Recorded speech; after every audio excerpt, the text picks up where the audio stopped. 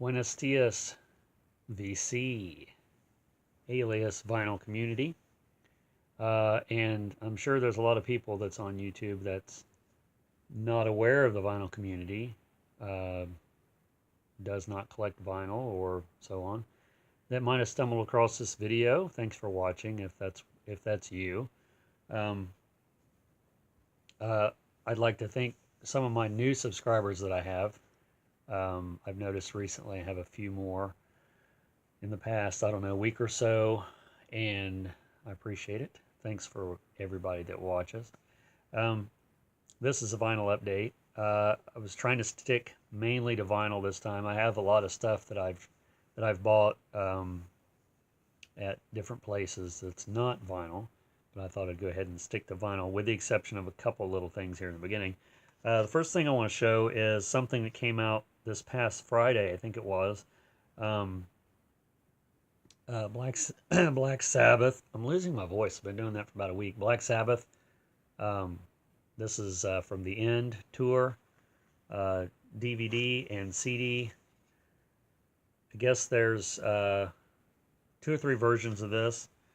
And I watched this, and it's Black Sabbath. It's very good.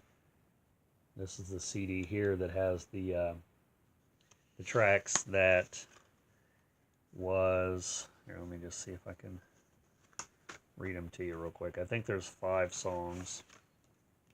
On the extras, they do a in-studio performance of songs that wasn't on the actual concert DVD.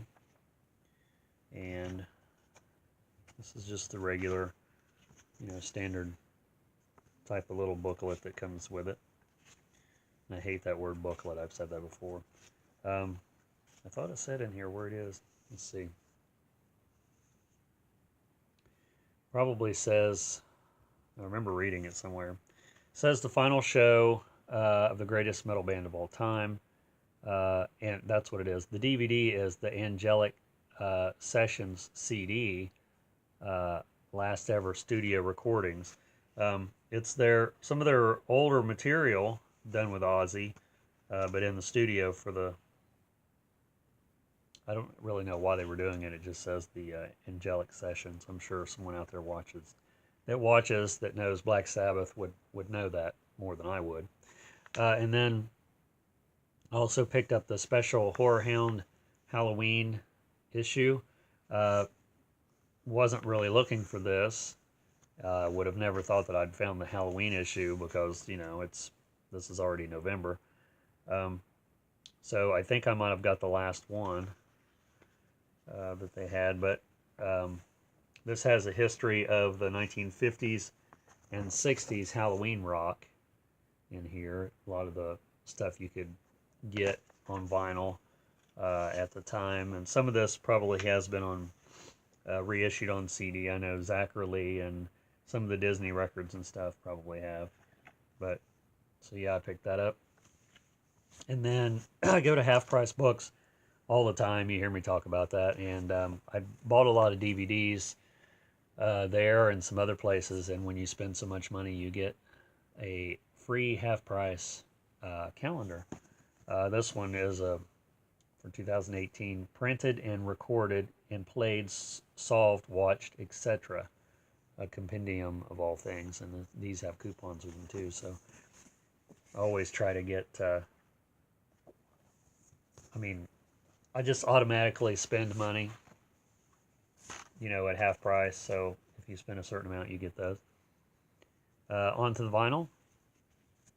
First thing I got, we went record shopping, not this weekend, but I think it was last weekend. First time we'd been to an actual record store in a while, and so I picked up a record that I didn't have. It's the Cramps. This one is Songs the Lord Taught Us. This is on 200 gram vinyl, and I'm pretty sure this was their debut album, because I know they've reissued all of these, and it's in one of these little rinky-dink sleeves that I hate. These little plastic very noisy sleeves, as you can hear.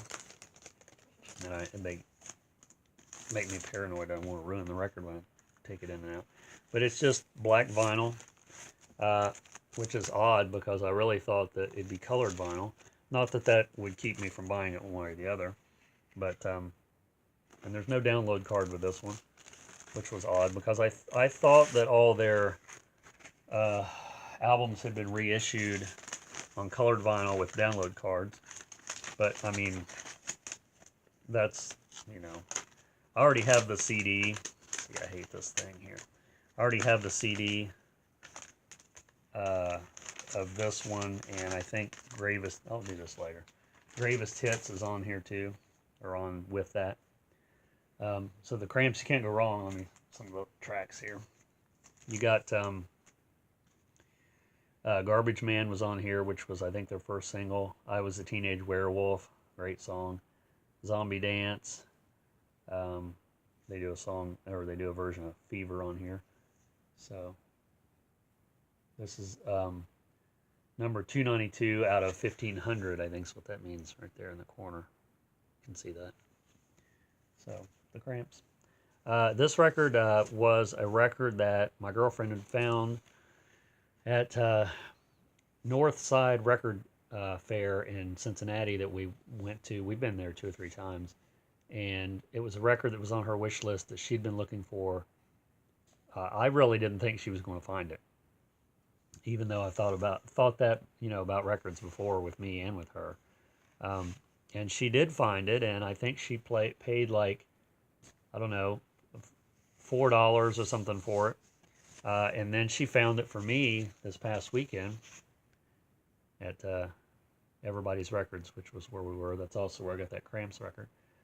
Femme Fatale, and this was $4.99, so she found it, and it's like, really? I never would have guessed that we would have ran across it once, let alone twice. Femme Fatale was a band that they had a couple minor hits, Waiting for the Big One and Falling In and Out of Love. Both of them were on this CD, or this album. I'm not sure if they had any records after that, because I've never seen any, but I mean, it's very possible. But it's really some good stuff. And then this one's sort of different. Loving Spoonful, So Nice. I just didn't have this record. I'd seen it, not in person, but I knew it existed, put it that way. Never did have the chance to pick it up, so when I seen it for 99 cents, I went ahead and picked it up. I like Loving Spoonful. And this one has Do You Believe in Magic, Daydream, Summer in the City. Did You Ever Have to Make Up Your Mind? So yeah, So Nice. Loving Spoonful. And then this one here, I'm pretty sure I didn't have it. Blood Rock 3. After I get home and look at these records and stuff, then when I start to show them on a video, they do look familiar. Like, oh, I probably already have that. That's entirely possible, but more than likely I don't have it. So, Blood Rock 3. I know I have 1 or 2 of their other albums. I have the one with DOA on it. And then this one was also in the dollar bin. Quicksilver Messenger Service, Just for Love. I have one other record of theirs, but this is a different one. Their covers sort of look similar. Look similar. Has the same logo and stuff, but this is like a blues, psychedelic type of band. To a point, I'm not real good at describing a lot of these bands, you know. And I'm not super familiar with this band either, so I don't want to just say it's this or that when I'm not real sure. I don't recognize any of these songs, but this came out, I'm assuming, in the early 70s. Quicksilver Messenger Service. And then I picked this up too. I didn't have any of theirs that I'm aware of. The Electric Flag. This one's called A Long Time Coming. And, you know, this is pretty much in the same vein. And this was also in the dollar bin. So, and it's on Columbia. Apparently I forgot to read. Or forgot how to read. It's Monday, so you know.